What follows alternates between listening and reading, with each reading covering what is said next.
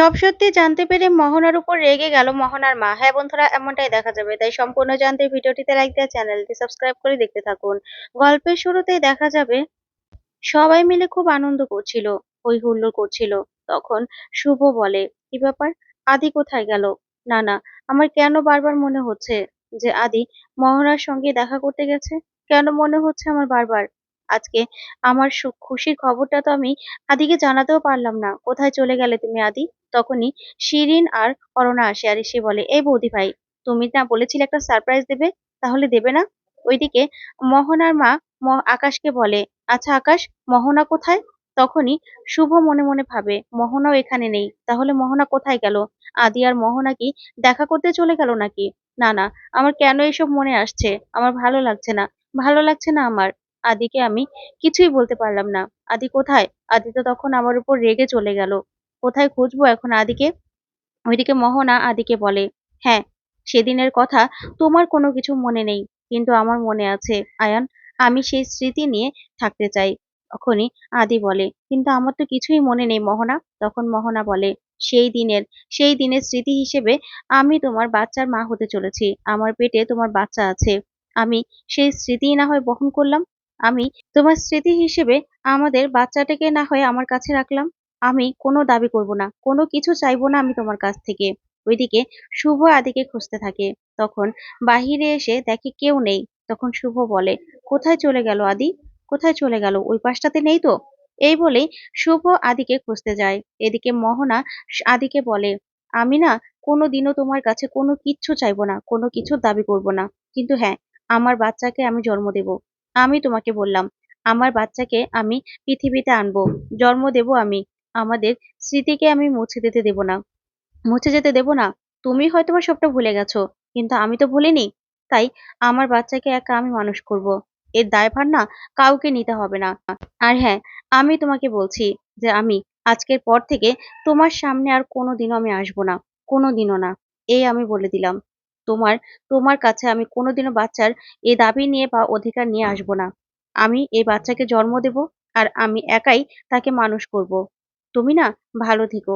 তুমি ভেবো না যে আমি এগুলো বলে তোমার আর শুভর বিবাহিত জীবনটা নষ্ট করতে চাইছি, কিন্তু না, আমি না সেটা করতে পারবো না, সেটা করতে চাইও না। আয়ান, তুমি যখন ভুলেই গেছো সবকিছু, তাহলে আমি চাই না তোমাকে আর কিচ্ছু মনে করাতে। বিশ্বাস করো, আমি শুধুমাত্র আমি তোমাকে ভালোবাসি, তোমার স্মৃতিটুকু নিয়ে আমি থাকতে চাই। এই বলেই সেখান থেকে মোহনা চলে যায়। তখন আদি পুরো ভেঙে পড়ে, আর বসে মাথায় হাত দিয়ে বসে থাকে, আর ভাবতে থাকে, কি হয়ে গেল এসব, কি হয়ে গেল? ওইদিকে শুভ তখনই সেখানে চলে আসে। এসেই কাউকে দেখতে পায় না, এদিক ওদিক সবাইকে খুঁজতে থাকে, কিন্তু সেখানে কাউকে দেখতে পায় না ও। এদিকে দেখা যাবে দাদু অরুণাকে বলে, আচ্ছা অরুণা, শুভ কই রে? শুভকে তো দেখছি না। তখন অরুণা বলে, দাঁড়াও, আমি ফোন করছি। এই বলে অরুণা শুভকে ফোন করে, আর বলে, বৌদি ভাই, তুমি কোথায়? দাদু ঠাম্মি তোমাকে সবাই খুঁজছে। তখন শুভ বলে, আচ্ছা আমি আসছি, তুমি বলো। এই বলে ফোনটা রাখে। ফোনটা রেখে বারবার করে আদিকে ফোনে ট্রাই করতে থাকে, কিন্তু আদি ফোনে কিছুতেই ফোনটা ধরে না। ফোন নট রিচেবল বলে। এদিকে একটা ছাতা খুঁজে পায় শুভ। তখন ছাতা খুঁজে বলে, এদিকে কি কেউ ছিল? আমার কেন বারবার মনে হচ্ছে যে মোহনা আর আদি একসঙ্গে ছিল। কেন মনে হচ্ছে এদিকে কেউ ছিল? এই বলে শুভ সেখান থেকে চলে যায়। ওইদিকে আদি রাস্তায় হাঁটতে থাকে, আর বলে, এটা কি করে হয়ে গেল? কি করে হয়ে গেল? আমি এত বড় একটা ভুল কি করে করলাম? আমি শুভর কাছে কি জবাব দিব? আমি শুভর দিকে কি করে তাকাবো?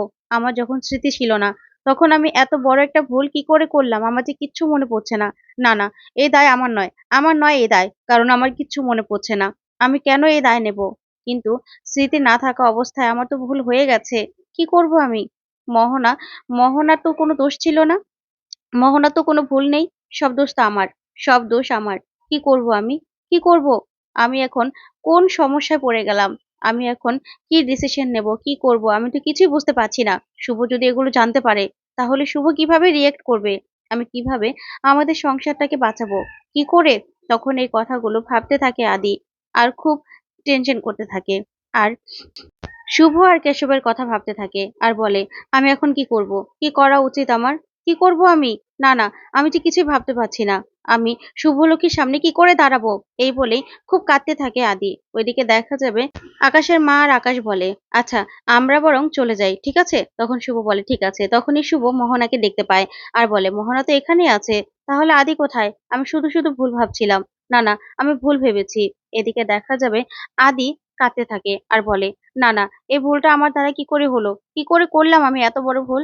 আমি শুভকে ঠকাতে পারি না। ঠাকুর কেন করলে আমার সঙ্গে এটা? কেন করলে? আমার তো কোনো দোষ ছিল না। আমাকে একবারে মেরে ফেললেই তো পারতে। আমি এই দোটানার মধ্যে কি করে থাকবো? কি করে থাকবো আমি? এই পরিস্থিতি কি করে সামাল দেবো আমি? আমাকে নিয়ে নাও তুমি। তুমি এই কাজটা করেছো, তুমি এই ব্লেন্ডারটা করেছো। ভুল তোমার, তোমার ভুল ঠাকুর। তোমাকেই সংশোধন করতে হবে। তোমাকেই সংশোধন করতে হবে। এই বলে চিৎকার করতে থাকে আদি। ওইদিকে দেখা যাবে আকাশ আর আকাশের মা চলে আসে বাড়িতে মোহনাকে নিয়ে। তখন আকাশ মোহনার মাকে বলে, মা ওকে কিছু বলো না, ভিজে গেছে, একটা টাওয়াল এনে দাও। তখনই মোহনার মা মোহনাকে একটা টাওয়াল এনে দেয় আর বলে, মোহনা তুই কোথায় ছিলি? কোথায় ছিলি তুই?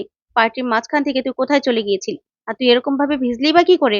তখন মোহনা কোনো কথাই বলে না। তখন আকাশ বলে, থাক না মা, এখন একটু কথা বন্ধ করো। তখন আকাশের মা বলে, না আকাশ, এই কথা বন্ধ রাখতে রাখতে এই অবস্থাগুলো হয়েছে। ওকে কিছু বলা হয়নি তো, তাই ও বড্ড বার বেড়ে গেছে। ও আদি আর শুভর জীবনটা নষ্ট করতে চাইছে। কেন করছিস তুই এসব?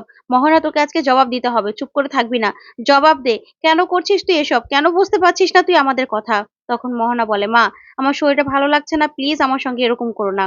আমি আমি না ঘরে যাই। এই বলেই দৌড়ে ঘরে গিয়ে দরজা বন্ধ করে দেয় আর বমি করতে থাকে। তখনই আকাশ আর মোহনার মা দরজা নক করতে থাকে। তখন আকাশ বলে, ও তো বমি করছে মা, আমি ওর জন্য ওষুধের ব্যবস্থা করছি। তখনই আকাশ চলে গেলে মোহনার মার মনে পড়ে যায় সেদিন মাথা ঘুরে পড়ে যাওয়ার কথা। তখন মোহনার মা বলে, ঠাকুর আমি যা ভাবছি তেমনটা যেন না হয়। না হয় ঠাকুর, তুমি দেখো, তাহলে যে অনেক বড় সর্বনাশ হয়ে যাবে। না না, আমার মেয়ের এত বড় সর্বনাশ তুমি করো না ঠাকুর। আর ওইদিকে আদি আর শুভর জীবনটাও নষ্ট করো না তুমি। তুমি দেখো ঠাকুর, তুমি দেখো। এই বলে মোহনার মা প্রার্থনা করতে থাকে। ওইদিকে দেখা যাবে শুভ বারবার করে আদির কথা ভাবতে থাকে আর বলে, কেন আমার মনে হচ্ছে যে আদি মোহনার সঙ্গেই আছে? কেন মনে হচ্ছে? তখন অরুণা সহ সবাই বলে, কি ব্যাপার বৌদি ভাই, দাদা ভাইকে পেলে না? তখন শুভ বলে, না এখনো ফোনে পাইনি। তখন রূপ বলে, আচ্ছা শুভ, তাহলে তুই তো ভিজে গেছিস, এবার গিয়ে শুয়ে পড় না। আর আদিটা কোথায় চলে গেল? তখন শুভ বলে, আচ্ছা রূপস, তুমি না মাকে কিছু বলো না, তাহলে মা চিন্তা করবে যে আদি এখনো বাড়ি ফিরেনি। আমি দেখছি। তখন শিরিন অরণার বলে, আচ্ছা বৌদি ভাই, তুমি না গিয়ে শুয়ে পড়ো চেঞ্জ করে, দাদাভাই চলে আসবে। তারপরে ওরা সবাই সেখান থেকে চলে যায়। ওইদিকে শুভ মনে মনে বলে, আমার কেন মনে হচ্ছে যে মোহনার সঙ্গে আদি দেখা করেছে? না না, মোহনাকে তো তখন দেখলাম আকাশ সেন আর তার মায়ের সঙ্গে। তাহলে কি এখান থেকে বেরিয়েই তারপরে মোহনা আদির সঙ্গে দেখা করেছে? আমার কেন মনে হচ্ছে এসব, যে বড় একটা ঝড় আসতে চলেছে, যে ঝড়টা আমি সামলাতে পারবো না? কেন মনে হচ্ছে এসব? ঠাকুর তুমি দেখো, সবকিছু যেন ঠিক থাকে। আমার এত ভয় করছে কেন? আর আমি তো আদিকে খুশির খবরটা জানাতেও পারলাম না, কি করব আমি?